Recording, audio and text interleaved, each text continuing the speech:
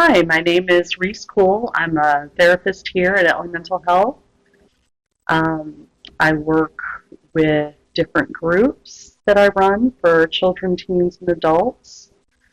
Um, I also work with individual clients from the ages 5 and up. What inspired you to get into the mental health field? So I'm actually a Gulf War vet. I was in the Navy, and I get my health care, including mental health care, through the Veterans Administration. And initially, I was inspired to go back and work with the VA because I saw that there was such a need for people who understood like some of the things that go along with being a veteran who's experienced trauma.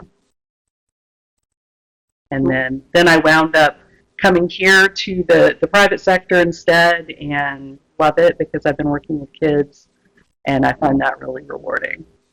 What is it like working at Ellie? This is this is probably the best place I've ever worked. I don't think I've ever worked anywhere where I actually got along with all of my coworkers. They are so supportive. They're your best resource if you ever need help with something. You know, it's going to be a difficult job, and it's good to have people around you who understand some of the challenges that you face from working in the mental health industry. You talked earlier about working with groups. What is that like? That's a lot of fun. I enjoy it. Right when I got out of college, one of the first things I wanted to do was to create a group working with transgender and gender nonconforming teens, and that went pretty well. And since I've come to Ellie, I've started several groups, including the Alphabet Mafia, which is working with the LGBTQ community. I've got a therapeutic gaming group where we use gaming and role play to help people work on social skills and overcome social anxiety.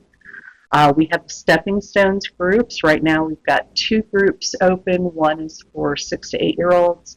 One is for 9 to 12 year olds. We're still working on getting clients for the one for a little bit older teens. And that's to help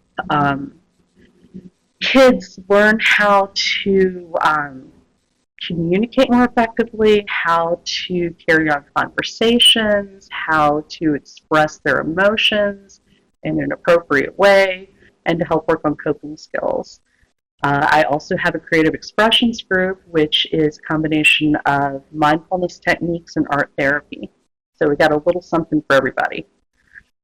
I know for me, just hearing stories about people with lived experiences and going through something I'm going through helps a lot. So how important is it to combine, mental health care with people that are going through similar things? It's hugely important, and research shows that it's a combination of group therapy with individual therapy that really will help with a lot of different conditions. Another group that I forgot to mention before is the DBT skills group. Dialectical behavioral therapy is a therapy that's specifically designed to help people work on stability in relationships, stability in self-image, to work on regulating emotions and controlling impulsivity. And DBT in particular is much more effective, according to research studies, than just individual therapy with DBT alone. So that's my rationale behind doing it. What do you do to help your own mental health? Yeah. I am surrounded with great people who are my friends, they're my colleagues, they're supportive. You have to take time for self-care, and that looks different for everybody. For me, it might be going home and playing a video game all night, and it might be going home and visiting with my friends and family and playing other games. It could be something as simple as just, reading before bedtime and taking that time to kind of quiet things down. And have you seen with people who participate in the groups or individual therapy see their confidence level rise as they go through the process? Oh, definitely, especially with the younger kids. They all start off really nervous about the idea of starting group, and then they get a chance to to meet some other kids who are dealing with some of the same stressors and difficult situations that they're in.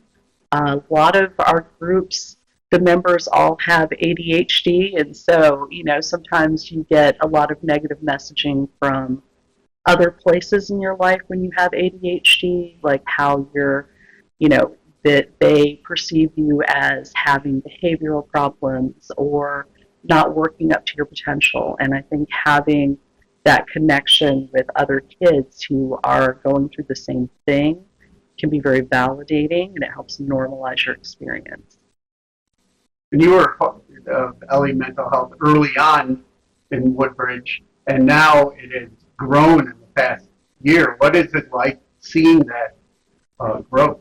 It's exciting. It's also a little humbling. It's amazing. There's such a need in the community for mental health that's accessible for everybody, and that's part of our mission here. That's why we engage in outreach events. We try and coordinate care with other providers and other like nonprofits and stuff in the area. So um, it's been really fantastic. Um, yeah, just exciting. What would you say to anyone going through a tough time? Um, One of the best things you can do for yourself is to reach out if you need help. I know personally that has not always been my best thing. It's hard to admit that you need help, and it's hard to take that first step.